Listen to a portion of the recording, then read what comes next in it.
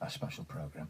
I was kind of half asleep last week on the settee, flicking around, and then this amazing programme appeared on BBC Two, looking for the Caravanner of the Year.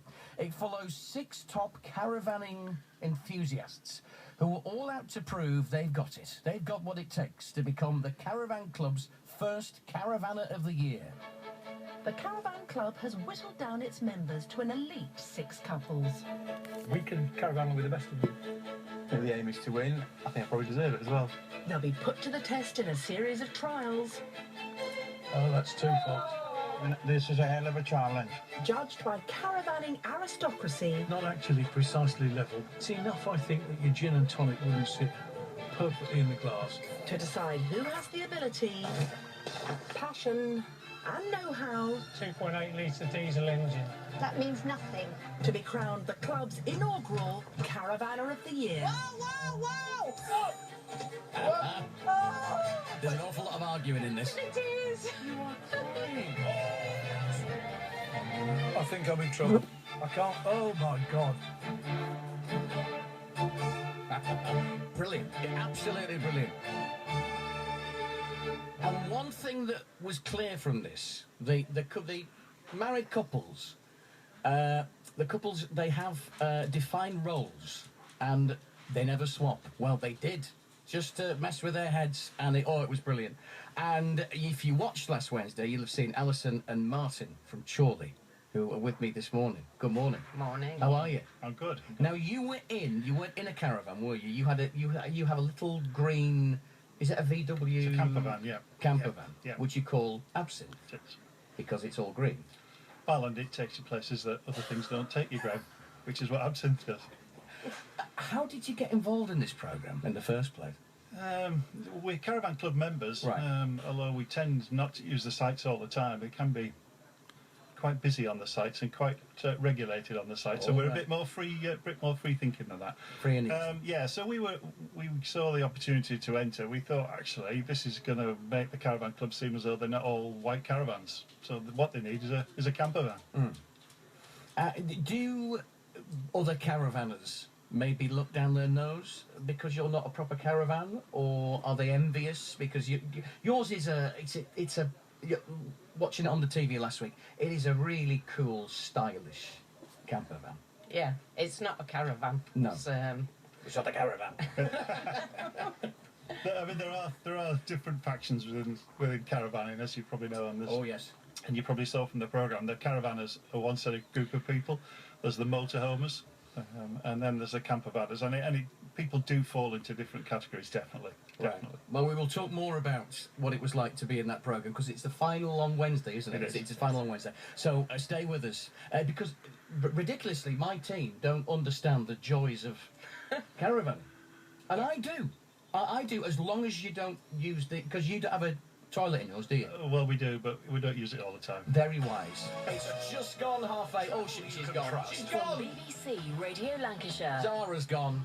If there's any information that we are not telling you about, then give us a call this morning. 01254 583 583. Our next update at 9:15 this morning. As far as we know, nothing much happening on the roads this morning.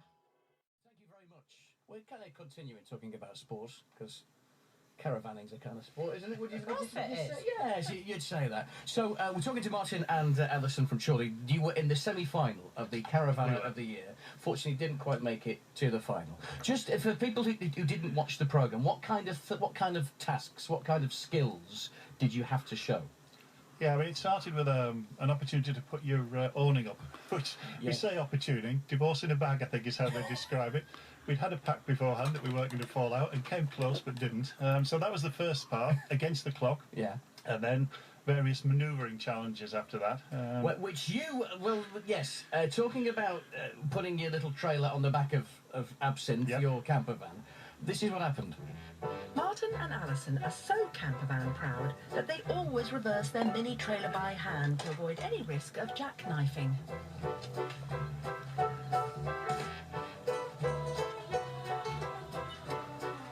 And that was kind of looked down upon, wasn't it? The fact that you didn't connect it to the van and reverse. They weren't thrilled, Graham. No, but They weren't thrilled. They weren't. When you arrived, as you say, it was some big caravans, Yep. small caravans, motorhomes. It was a nice selection, wasn't it, across the board? It certainly was, yeah. And obviously caravanning, camping, whatever, appeals to all sorts of people with all sorts of different equipment as well. We struggle with the trailer. It's impossible it is impossible to back it up because you can't see it. It's too small. And in fact, they're made in Lancashire, actually. They're made in Bury, which is a good thing. And even the guy who makes them doesn't reverse them. So. Oh, well, there you go. Yeah. What is so special about it? And do you go on normal holiday? No. All right. We just have loads of fun. We have loads of mates who have camper vans.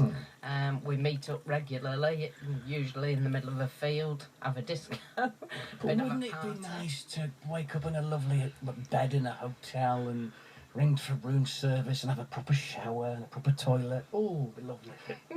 It would be nice, but we enjoy going out and camping, camper vanning. We can go wherever we want. Last year we went out to the Outer Hebrides and went all the way up the islands, which was absolutely fantastic. There's not that many hotels that you can actually stay at. Yeah. So. And I imagine when the weather gets better, are you out every weekend? Yeah, most weekends. Oh, yeah.